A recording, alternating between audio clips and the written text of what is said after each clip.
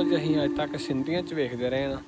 ਸਾਨੂੰ ਸਾਰੀਆਂ ਵਿਸਰ ਗਈਆਂ ਰਾਵਾਂ ਵੇ, ਕਿਹੜੇ ਪਾਸੇ ਜਾਈਏ।